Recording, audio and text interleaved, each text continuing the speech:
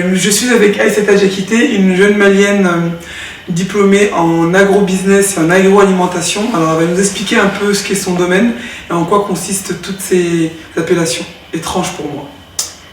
Bonjour, merci beaucoup Mariam et RP Media pour l'accueil et l'invitation.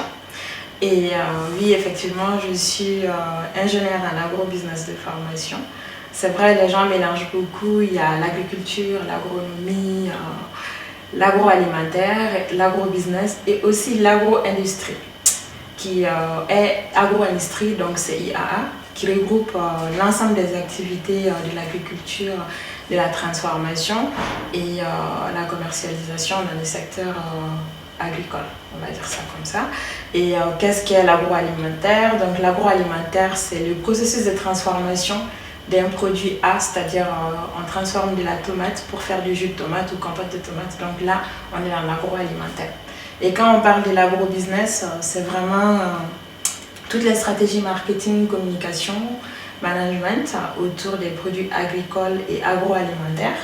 Et pour vraiment résumer, c'est le processus un peu pour manipuler le consommateur pour qu'il s'accroche à ton produit fini.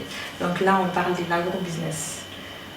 D'accord. Est-ce que tu peux nous dire qui tu es, toi? Comment t'en es arrivé à vouloir faire de l'agrobusiness et de l'agroalimentation? D'accord. Qui je suis? Moi, je suis d'origine malienne.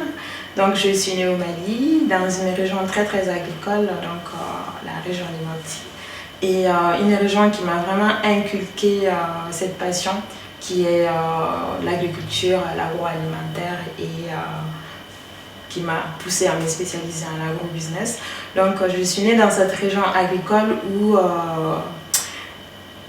où j'ai appris, je vais dire ça comme ça, et qui est fait dans tout le Mali, c'est que chaque ethnie du Mali est associée soit à un produit agricole ou une activité agricole.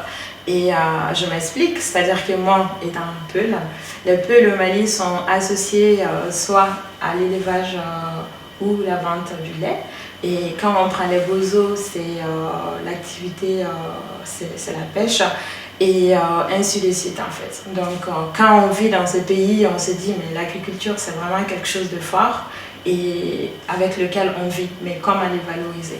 Donc moi, on va dire à l'âge de 10 ans déjà, je me posais beaucoup de questions sur les conserves alimentaires qui envahissaient le marché local. Donc je testais un peu en faisant mes petites confitures à la maison, en faisant les yaourts. Et aussi, mes parents sont vraiment des acteurs de ce secteur où tous les enfants mettaient la main à la pâte pour aller au champ, faire une activité agricole, c'est-à-dire même à la maison, ça continue toujours chez nous, moi je suis là. Mais on va dire la pâte d'arachide qu'on va manger sont cultivées du champ de mes parents. Idem, le lait qu'on buvait quand j'étais petite, ça venait de l'élevage de mon père, et etc. Donc j'ai vraiment baigné là-dedans. Et quand je faisais mon lycée, j'ai beaucoup adoré les matières scientifiques. La biologie, j'adorais ça. Et si j'avais pas 18 ou 20, je me mettais à pleurer parce que je suis une personne passionnée de nature. Idem pour la chimie et la physique. Et c'est vraiment ces matières qui sont indispensables pour étudier après dans le secteur agroalimentaire. Donc ça, c'est le parcours Mali. Et après ça, je suis venue en France, j'ai fait mes études dans l'agroalimentaire, en me spécialisant vraiment dans la transformation et on va dire quelles sont les normes à appliquer pour transformer un produit et respecter les normes, parce que c'est un secteur qui touche l'humain. Le produit fini est destiné à la consommation humaine, donc il y a pas mal de contraintes et de risques à maîtriser. Donc, toujours dans le même sens, j'ai découvert tout ce qui était marketing, communication et management dans ce secteur qui est vraiment indispensable. Et j'ai opté pour me spécialiser en agrobusiness et en faisant un master spécialisé que je fais en alternance en fait. Donc, en occupant vraiment des postes de responsabilité dans les entreprises agroalimentaires et en étant technico-commercial dans le secteur de la distribution, dans la restauration collective. Et à la suite de ça, ma diplomatie, je travaillais dans les entreprises agroalimentaires, aussi m'engager dans les secteurs qui fait que je suis là devant vous sur ce plateau. Aujourd'hui, on est toutes les deux maliennes. On est toutes les deux issues de parents agriculteurs. Donc aujourd'hui, est-ce que tu as des idées, des petits conseils à donner aux agriculteurs maliens ou de la sous-région? Et quelle est la situation actuelle de l'agroalimentation au Mali? En fait, la situation au Mali, je le dis toujours, ça n'a pas beaucoup évolué quand j'étais petite jusqu'à là. Hein. C'est-à-dire, après la saisonnalité, les produits, lors de la saisonnalité plutôt, les produits sont là en abondance, les prix baissent et après les saisonnalités, les produits sont rares. Et les pertes après récolte sont colossales au Mali. C'est plus de 65%. Et on produit beaucoup, mais on ne transforme pas. Donc le secteur agroalimentaire n'est pas développé. Elle est très très développée en fait. Elle est très très peu développée en fait. Donc le souci qu'on a, c'est vraiment penser à transformer les produits. Et c'est fort parce qu'au Mali, quand on cuisine une sauce tous les jours, on va utiliser de la tomate concentrée. Mais 80% de ces tomates concentrées sont des produits importés. Mais lors des saisonnalités, pendant 4 à 6 mois, le prix de la tomate fraîche baisse à 100 francs CFA dans certaines régions. Et dans certaines régions, on va dire à 500 francs CFA. Donc si on pensait juste à transformer, il ne serait-ce que valoriser ce produit-là, non seulement on pourra mettre en place des usines, entre guillemets, il faut que ça soit normalisé, et aussi employer des gens pour répondre au chômage des jeunes qui est colossal chez nous. Et idem, ça va de suite pour les céréales aussi. Et ce que j'ai remarqué aussi au cours de ces dernières années, parce qu'à chaque fois que je vais au Mali, moi je vais beaucoup sur les terrains, c'est-à-dire faire les marchés, voir les filières, les produits, d'où ça vient. Et c'est fort parce que l'Espagne approvisionne le marché malien et le Maroc aussi nous approvisionne. Je pense que maintenant, depuis peu, c'est la Chine aussi, avec les poissons. Et la question que je me pose, j'ai dit, mais pourquoi, alors qu'on a des terres fertiles, il y a la main-d'œuvre qui est là, il faut juste penser à des semences adaptées à notre saison, à notre température, pour vraiment produire des produits qui vont répondre à la demande alimentaire et aussi des produits de qualité. Mais ce qu'on remarque aussi, c'est vraiment l'utilisation du mauvais sens des engrais chimiques, des pesticides. Et il n'y a pas de politique agricole pour sensibiliser les agriculteurs qui utilisent ces produits-là. Oui, c'est vrai, quand on met sur les produits, les produits sont tendance à être génétiquement modifiés, donc ils grossissent, et ça fait que la durée de la récolte est courte. Du coup, beaucoup d'agriculteurs utilisent ça, et malheureusement, c'est des produits qui sont toxiques, et pour la santé du consommateur final, et eux pour la santé de l'agriculteur, et aussi eux pour la santé de la zone de culture, parce que ça rentre dans l'air, et les gens les respirent. Donc c'est un gros défaut. Et le Mali, donc l'Afrique de l'Ouest, c'est aussi une zone où la faim et la malnutrition touchent les gens.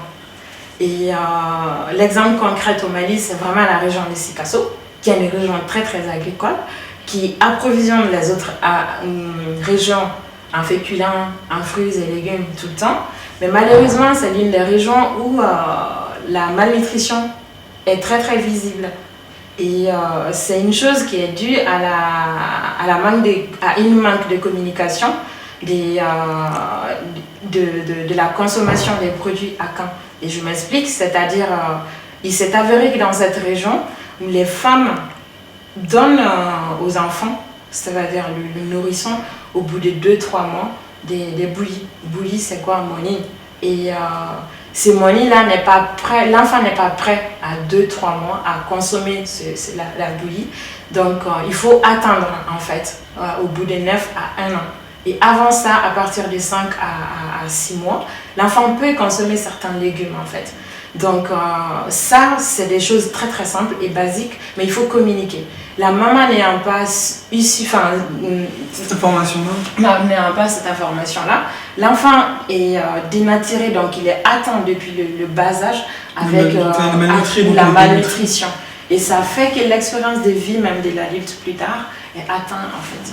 Donc il y a beaucoup de problèmes, beaucoup de choses. Et il faut penser à pas mal de stratégies en fait pour développer ce secteur qui est vraiment vital. C'est un secteur vital, un secteur dans lequel, quoi qu'il advienne, quoi qu'il arrive, on va toujours passer par ce secteur-là. Maintenant, après, c'est les politiques qui ne sont pas forcément dans ce sens-là. Et après, maintenant, souhaitons que ça arrive un jour. Mais aujourd'hui, maintenant, pour revenir sur toi un peu, parce que c'était un peu le sujet, quels sont tes projets à venir? Je sais que tu es sur plein de projets différents, internationaux et autres. Où est-ce que tu en es toi actuellement aujourd'hui? Où est-ce que j'en suis actuellement? C'est vrai, je suis sur pas mal de projets. On va dire, j'ai créé ma société qui est dénommée Zaba Holding et qui est née parce que j'ai été lauréate du programme international Entrepreneur en Afrique qui m'a accompagnée. Donc j'ai pu bénéficier de pas mal d'expertise technique et managériale pour valoriser nos produits locaux, dont l'objectif c'est vraiment de mettre sur le marché local des produits nutritionnels et naturels qui respectent l'humain et qui fait que pourquoi je fais ça? Parce que sur le marché il y a toujours des produits qui sont importés et le consommateur est manipulé avec. Généralement c'est des produits qui ne sont pas bons pour la santé et moi ce que je fais c'est vraiment valoriser nos produits locaux pour la consommation du marché local. Et ça c'est une des activités. Et l'autre activité, c'est dans le conseil, c'est-à-dire les problématiques de formation, des problématiques d'accompagnement et aussi du coaching.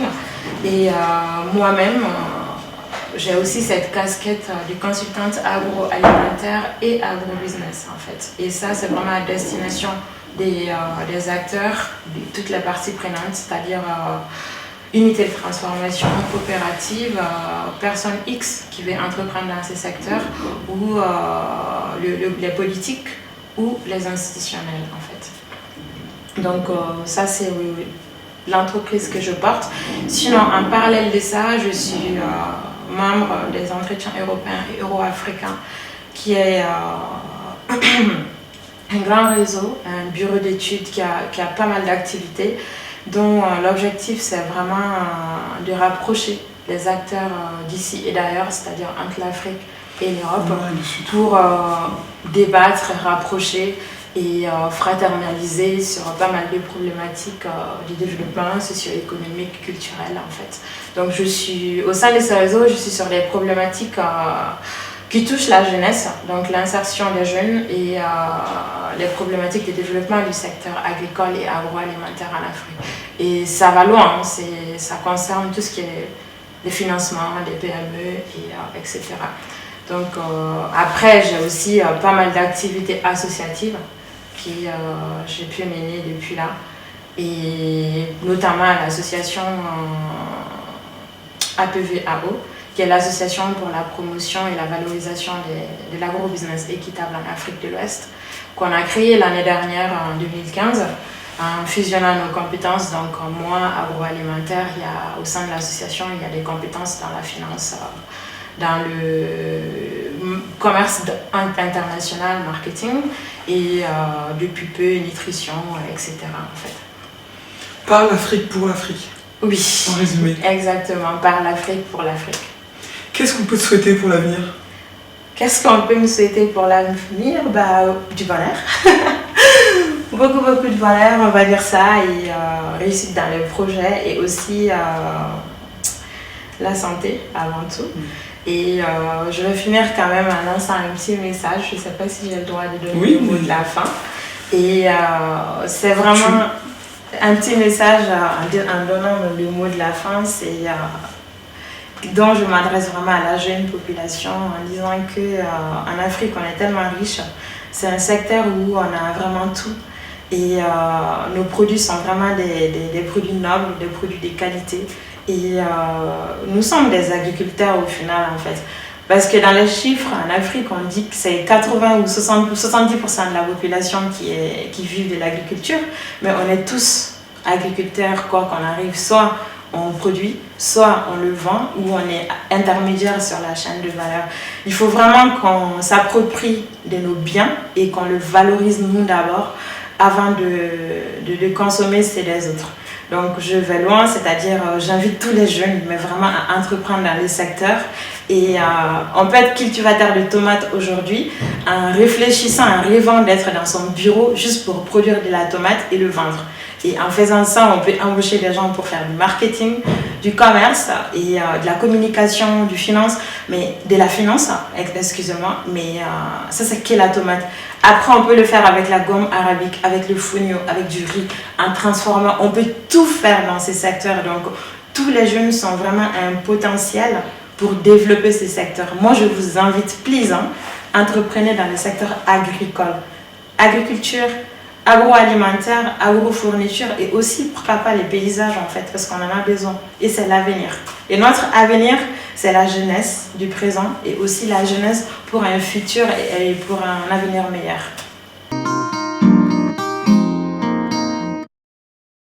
Un petit message à nos responsables politiques. Où, comme on dit, c'est les politiques qui décident, mais vraiment, l'Afrique est montrée du doigt dans tous les instituts et les grandes écoles de commerce dans le monde entier et les instituts économiques comme le marché émergent. Et c'est vrai, parce que nos PIB croient. En Afrique de l'Ouest actuellement, c'est entre 4 à 7% de croissance économique tous les ans. C'est énorme. Et c'est quelque chose qui est parallèle aussi à notre croissance démographique. Mais malheureusement, le secteur agroalimentaire et le secteur de l'agriculture sont délaissés. Mais c'est la base parce qu'il faut nourrir la population. Et pour s'y faire, je vous invite, s'il vous plaît, à penser à des politiques agricoles avec des visions d'avenir pour industrialiser ces secteurs. Et qui commencent vraiment par l'équipement des écoles locales et des centres de recherche. Je vais loin, c'est-à-dire quand je regarde maintenant l'IER de Katibougou, l'IER de Katibougou n'est pas équipé en laboratoire interne. Et j'ai visité la même structure au Sénégal. J'ai été très touchée de voir que la même structure au Sénégal est bien équipée avec des laboratoires par aliment et par famille d'aliments. Donc au Mali, il faut penser à innover. Nos écoles, nos centres de recherche, c'est la base en fait. L'innovation et la mise en marché des produits finis innovants passe par ces structures. Ces structures doivent être la base pour être équipées et aussi équiper les écoles agricoles et inciter les jeunes qui font leurs études dans les filières scientifiques, c'est-à-dire sciences biologiques ou sciences exactes, à s'intéresser à faire leurs études après les baccalauréats dans ces secteurs-là. Parce qu'on a besoin d'ingénieurs et on a aussi besoin des étudiants formés dans ces secteurs-là à niveau Bac plus 5, voire des doctorants en fait qui font la recherche pour qu'ils soient une valeur ajoutée pour le développement du pays. Mais pour cela, il faut se donner les moyens, il faut écouter et il faut vraiment s'investir dans ces secteurs-là qui est vital. Et une dernière chose, il y a plein de jeunes qui gagnent des prix, il y a plein de jeunes qui ont des bons projets et pensez à recevoir ces jeunes-là. Et je dirais pourquoi pas dans le ministère même de l'enseignement supérieur et le ministère de la formation professionnelle à mettre en place une équipe dédiée au recensement de ces jeunes qui entreprennent dans ces secteurs. Parce qu'ils ont tellement de beaux projets et c'est juste... je trouve pas ça normal de laisser ces beaux projets dans les placards en fait. Parce que c'est pour le développement du pays et c'est pour embaucher les jeunes en fait, au final. Merci à toi, Teta. Et merci aux nombreux spectateurs d'RP-Media d'être toujours aussi nombreux, de plus en plus nombreux à nous suivre sur www.rpmedia.com et sur les différents réseaux sociaux. À bientôt.